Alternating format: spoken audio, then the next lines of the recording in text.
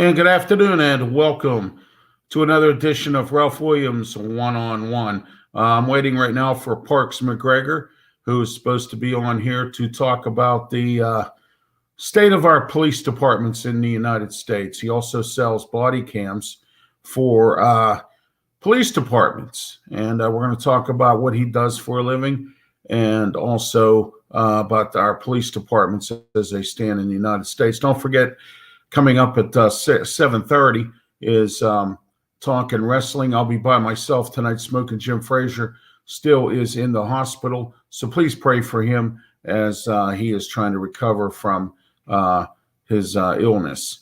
Also, don't forget tomorrow night at 7:30 p.m. as well, Blog Talk Radio, 347-205-9631. We will have wrestle and sports talk as we do all the time, as we talk about wrestling and sports on Blog Talk Radio, along with myself, Mark Mancini, and possibly Smoking Jim Frazier as well tomorrow night. If not, it'll just be myself and Mark Mancini. Also, don't forget on Saturday, 5 p.m., Sports Corner with me and Smoking Jim Frazier, our steady time slot on PCTV Channel 21, Comcast 47, Verizon Cable. And please don't forget to subscribe to my YouTube channel, as we're on 4 platforms. We're on YouTube, Facebook, Twitch, and Twitter. All right, we're still waiting for Parks McGregor to come on. He's running a couple minutes, I guess, late. So we'll wait until he gets on. And this is Ralph Williams One-on-One. In case you're not aware of this show is an interview show that I do. I have a guest on all the time, and I interview him one-on-one. And I do it every few weeks or based on schedules. It's difficult to get folks on Monday nights to come on The Way I See It show. So what I do is I have them come on this show, and I interview different types of personalities, everybody from sports to business owners, bowling professionals. I've had all numerous types of guests on this program. And this is starting to become a hot program. I had El Vento Jr. on not too long ago, and it was great to have him on as well.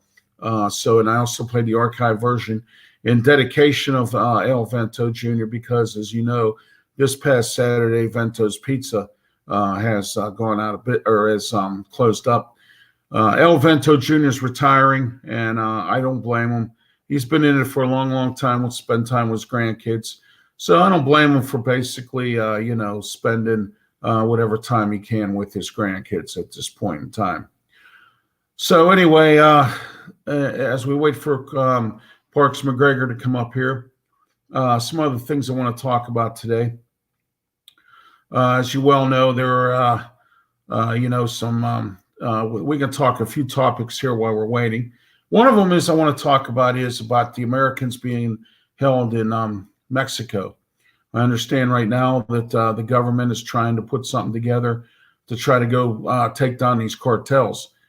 But you know what? The United States is caught between a rock and a hard place right now. And the rock and a hard place is that we have a trade agreement with Mexico, which, of course, as you know, former President Trump broke up, and then Biden brought it back, trading with Mexico. All right. And, that big fight over the wall and all that other stuff that was going on as well. So I'm still waiting for Parks McGregor here. We'll talk about a few things as we go along here. What's your thoughts about President Biden, also the economy? I'm not real pleased about the fact that he has been dealing with, the economy. As far as the economy goes, I'm not happy about that. And, there's a few other things I'm not real happy about as well. So, hang on a second here. Let me send him an email.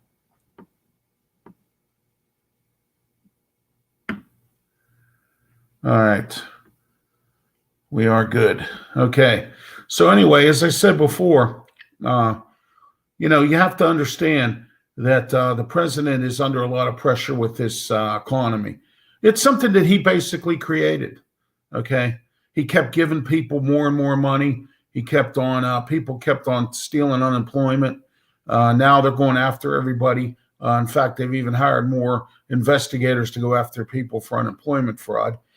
And it's becoming a serious problem. It really is. And, I think that the United States government really needs to start going after these people. But what the United States government needs to stop doing is giving money to Ukraine. And I spoke about this Monday night on The Way I See It. I'm not real pleased right now about the fact that we're giving money to Ukraine.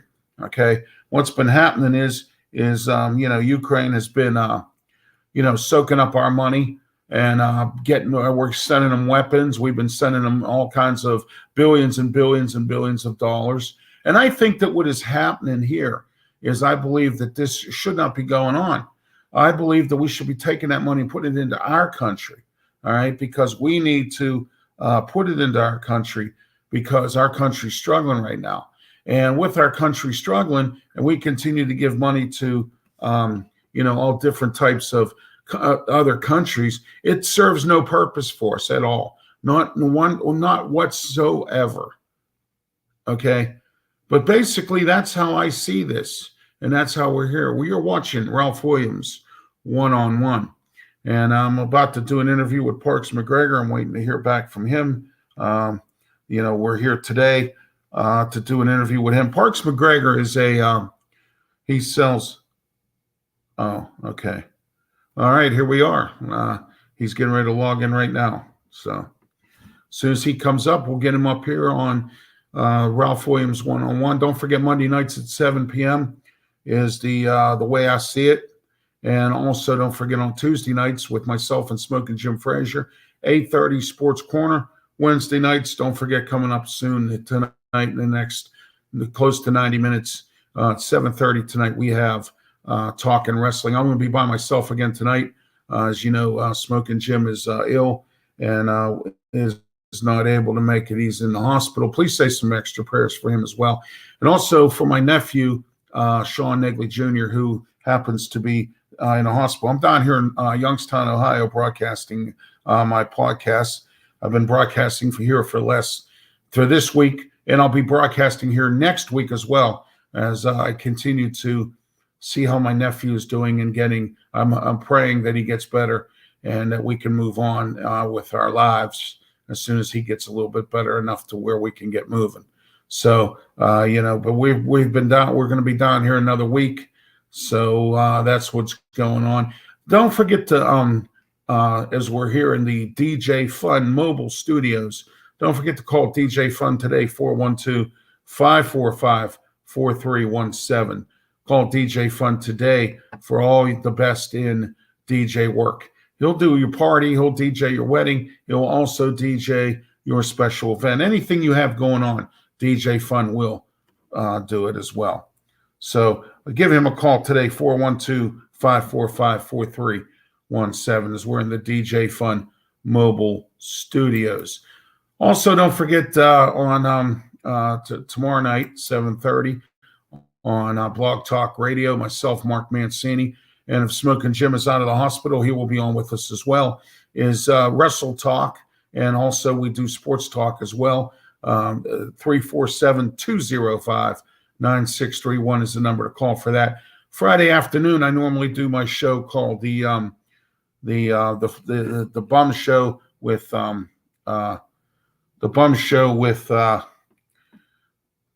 Bruce Kessinger, but Bruce Kessinger has had some kind of surgery, so right now he and I are not doing anything on Fridays, but we will be back on Blog Talk Radio real soon, as we're going to be doing the external Bum Show on Fridays, and we're working on getting a Saturday sports talk show going as well. As well coming up on this as well. So, all right, let's see if we can get Parks McGregor up here real quick. All right, trying to get him up, trying to see what's going on. All right, still don't see him, so we'll see what he does. All right.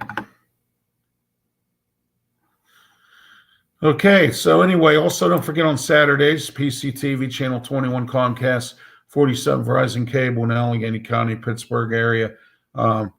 Also, if you live in the Western Pennsylvania area, you can catch Sports Corners TV broadcast on PCTV's Facebook page as well. So don't forget to miss out on all that as well. And then also don't forget to don't miss out on any of my other archive shows. And don't forget to subscribe as well to my YouTube channel. I am now in need of just 10 more people, and I will have 100. So what I have done is I've put myself into a goal that by June I'd like to try to have 100 people. And I might even get more than that, because last time I asked for a certain amount of people, I got more, which is great. I like that. I enjoy that. And I appreciate those who have subscribed currently. And I'm hoping that more folks do subscribe as you spread the word about RW Media and Ralph Williams one-on-one. The way I see it, Sports Corner, Talking Wrestling, the Wrestle Talk show on Blog Talk Radio as well. And also, don't forget to spread the word about Mauler Talk. Pittsburgh Maulers start their season April 15th. It's coming up soon. They're going to be getting started real soon with their games. XFL is going on right now. What's your thoughts about the XFL? Do you think the XFL is going to work? So far, the only city that's drawn exuberant crowds is St. Louis. And the only reason St. Louis is drawing the exuberant crowds that they are is because, see, what's going on is they're not St. Louis does not have a football team. They haven't in a long time. So what has happened is they just don't have a football team at all. So hang on one second here. I have to we have to end the broadcast. I'm going to reboot it. Thank you.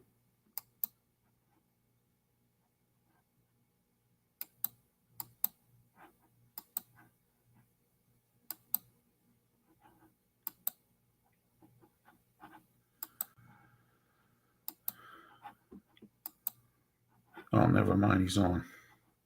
Never mind. He is on. Okay, we have Parks McGregor on with us. All right, that is great. Let's see what's going on with him. That's not what I'm looking for there. There we go. No wonder I was getting the wrong thing, pushing the wrong button. All right, Parks McGregor. How are you, Parks? Welcome to the show. Still. Yeah, how you doing, Parks?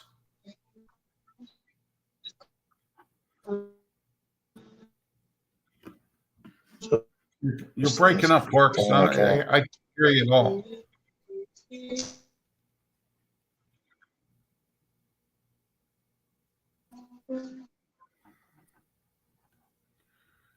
Are you there, Parks? Okay, with me right now is Parks McGregor, and he's a body cam specialist. He sells body cams to the police departments. Parks, explain to the viewing audience here what exactly you do.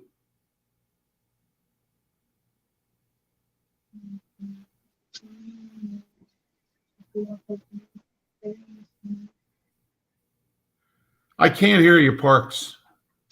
And we'll see if we can try to get him back on. Are you gonna turn it down? Because I'm on. Okay, there you go, Parks. I can hear you now. Are you there?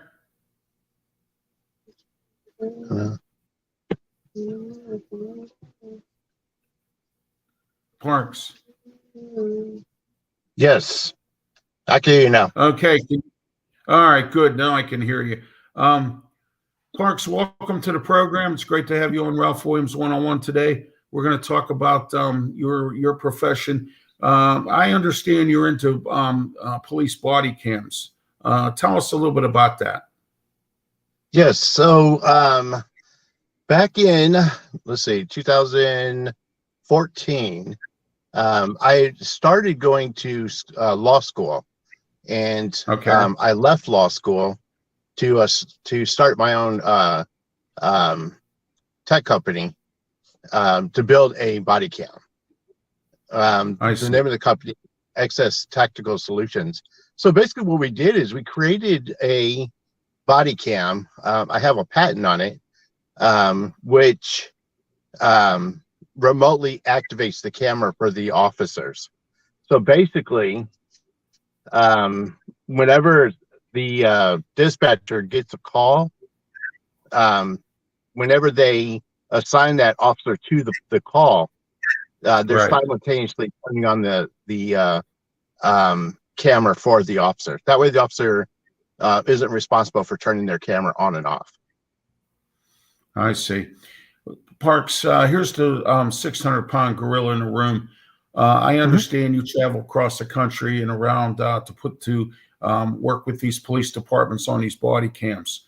What is the vibe right now that you're getting from these police departments as to what's going on in America today with our police departments? Well, a lot of them are struggling there's two things going on with our police department right now. One, of course, we have these major cities trying to defund the police, which is giving them less funds for training purposes and things that, for the equipment they need. And then two, which is more important, is that, with the negative publicity, I guess, that the police are getting, Right. media, less people are wanting to be police officers, which is also creating a shortage of police officers in big cities. Yeah, we have that problem here in Pittsburgh, Parks. Well, I'm broadcasting live from Youngstown, Ohio, because you know about my nephew. But anyway, in Pittsburgh, we're having that issue. We can't get police officers. There's a lot of stuff going on. We have a citizens review board, but the good news is the mayor and the police union have just ratified a new contract. So it's going to give some raises, which means that they'll be able to recruit better and things like that. And they were able to get this done. The reason I had you come on too, not only just talk about body cams, but to also, as you mentioned, some of our police departments, but not only that, lack of funding, but also they're tying the hands of our police department, handcuffing our police departments. You got these activist groups out there. You have these citizens review boards. They won't let the police do their job. And I know, and you know, that there are some bad apples out there. What's your thoughts on all this? So, that's the reason I left law school, basically, and decided to do the body camera. Because, one thing about the body cam is designed to tell the truth.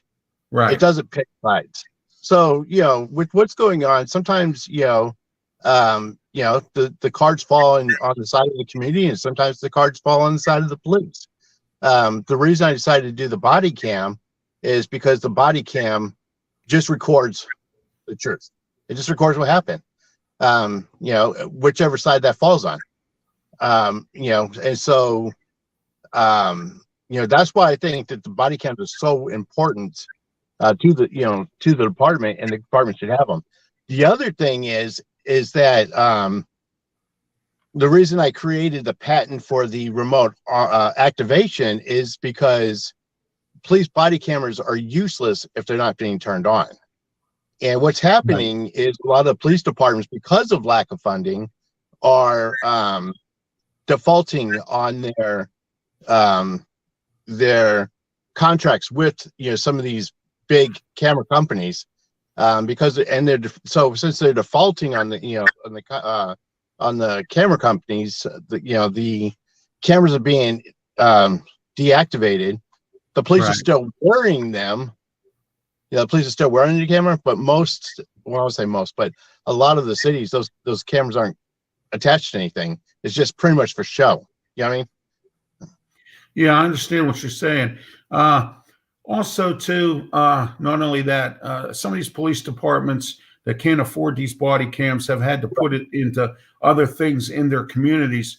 Like I'll give you, for instance, the city of Pittsburgh had some drones that the police department could have been using, but instead they were too busy worrying about what public opinion was of these drones. Oh, invasion of privacy. Oh, you're doing this, you're doing that. We can't do anything with all these drones. But then in the meantime, they let the public fly drones all over the place, but law enforcement can't.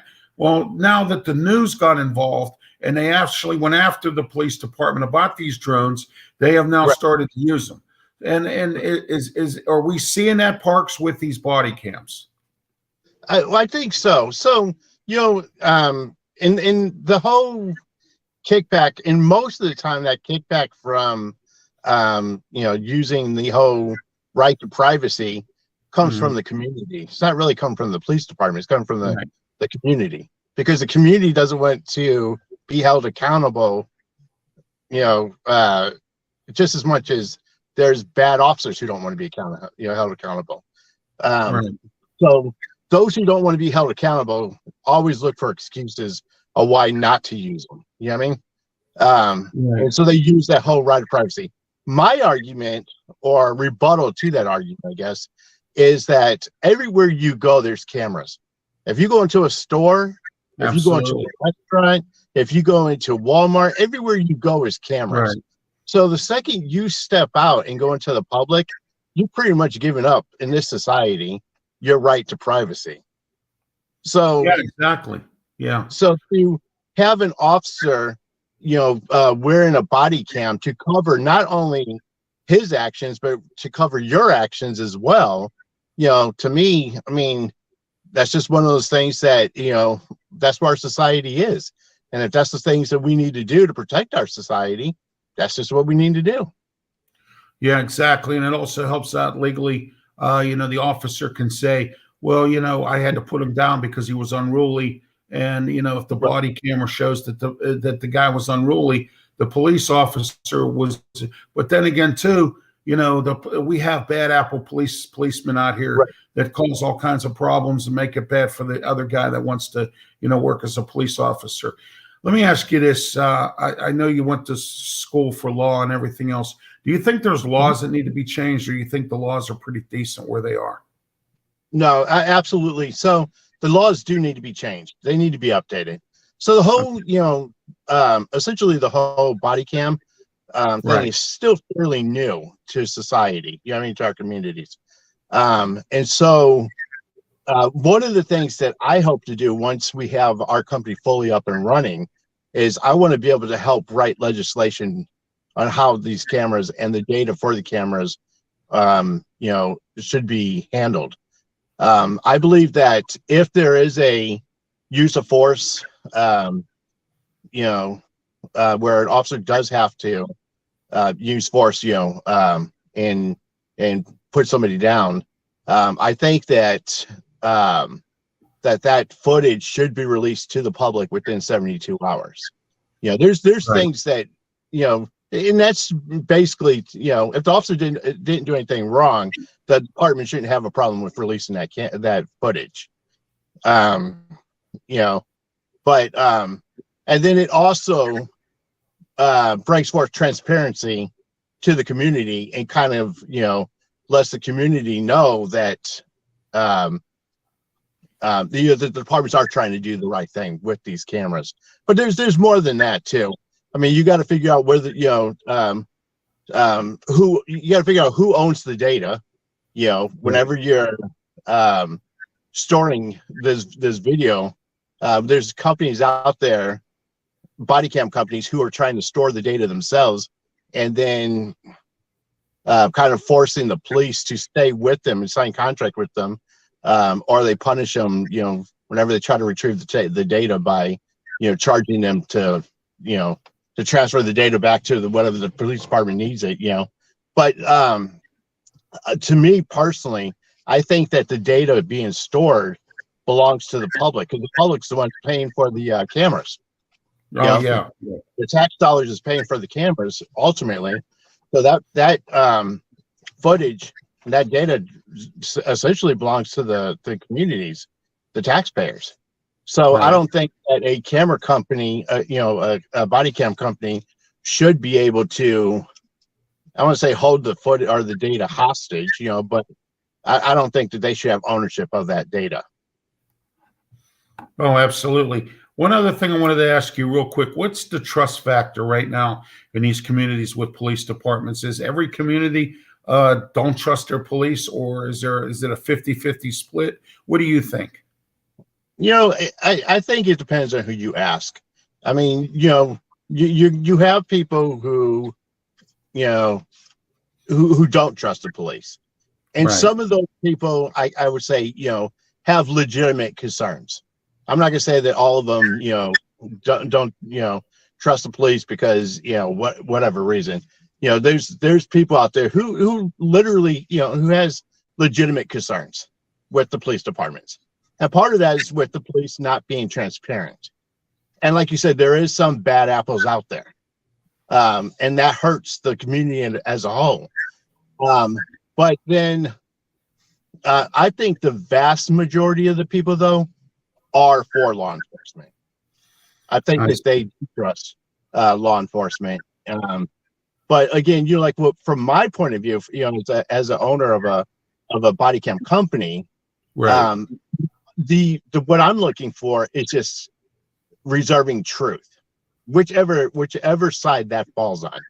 Right. Like I said, we're not trying to pick a side. We're not trying to say one's better than the other or one's right and one's wrong.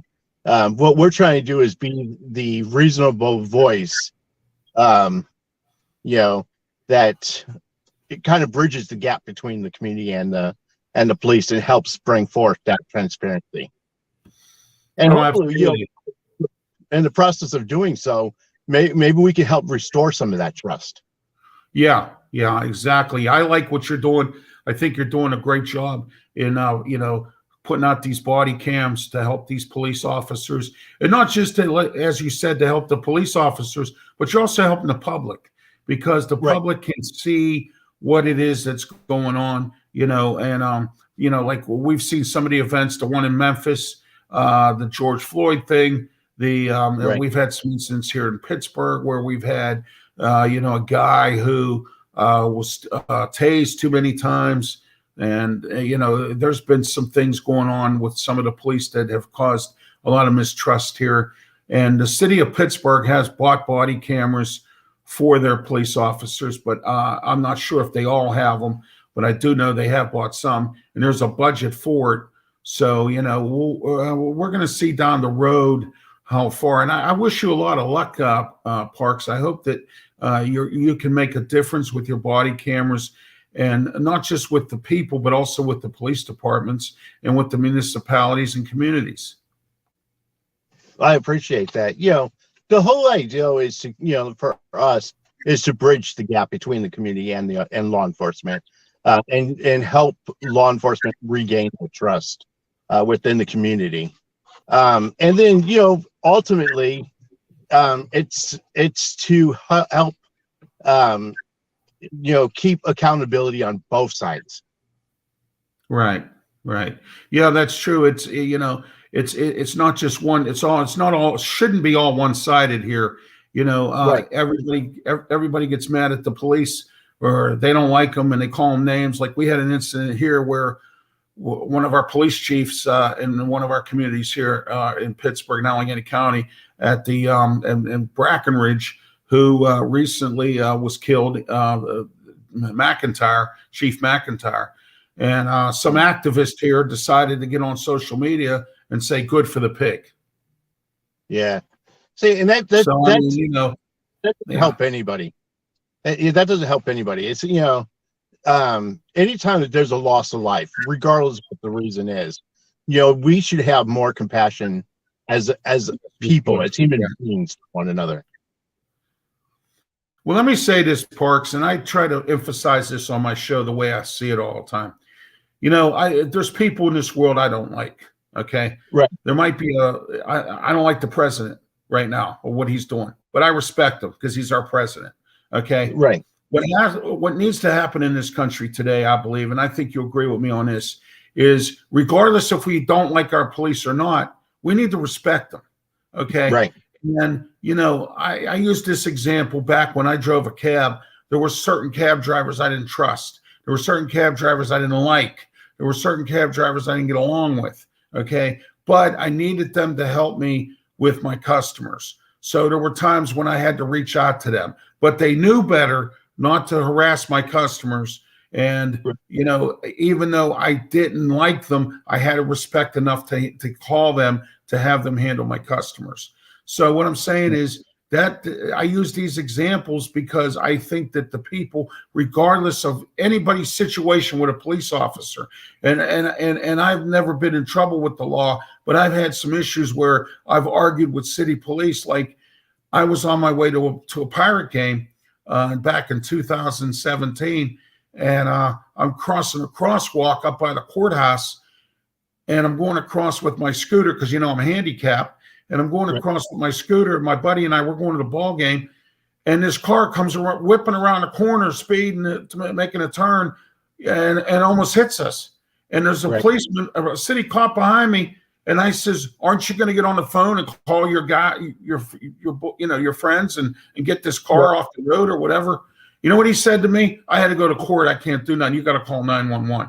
And that's my disgusting thing right there is I don't know if this happens everywhere, but I know it's happened in the city of Pittsburgh too many times where I've asked an officer, like somebody drove up a one-way street in front of my church, almost hit my car, my pastor's car. We were both in our vehicles. And, I've gone to the police numerous times about it. All I hear is call 911, call 911. Yeah. I mean, I understand the police are under a lot of under the gun a little bit, and their hands are tied and they're handcuffed, and there's some things people don't like about them. But to be lazy like that, I think that's wrong. What's your thoughts on that? I kind of agree with that, but I think it goes back to the fact of people tying their hands, to these officers' hands. So was two to that. So one. Police officers are being, are limited to how they can respond to calls now because of all the complaints. So that I guess they, trying to get people to do, follow protocol. And then the second thing that I've noticed with the police officers too is that a lot of them are afraid to respond because they feel like they're being set up for something as well. So, you know what I mean?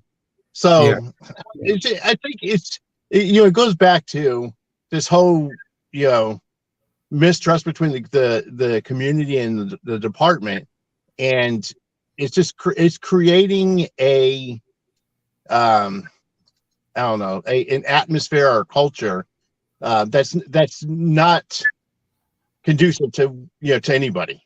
Right. And so we can straighten that out and get the community and the law enforcement on the same page. I'm afraid this is, kind of what we're looking at right now. Right.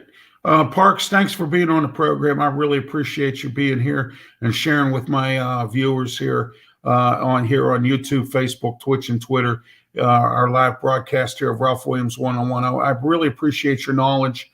And also, why don't you tell everybody how they can get a hold of you if they're interested? If we have a borough manager or somebody here from some borough or some township that's maybe interested in doing business with you for some body cameras for their police department. Well, they can always reach me on Facebook at Parks McGregor. And then they can also reach me through my email at crossmanproduct@gmail.com. All right. Thanks, Parks, for being here. I appreciate it. Hope to have you come on again. We'll talk some more in regards to body cams and police departments and things like that. Thank you for being on the show, Parks. Have a good one. Be safe. Thank you. All right. Appreciate you, brother. All righty. That was Parks McGregor. He's the owner of a body cam company who makes body cams for police departments. We were also talking about not only just today's technology in that, but also we were talking about some of what's been going on with our police in and across America. I'm Ralph Williams. This has been Ralph Williams One-on-One. Thank you for watching, and don't forget to pick up the archive version on YouTube, and don't forget to subscribe to my channel as well. I'll see you at 7:30 for Talking Wrestling. Until then, be safe. Thank you.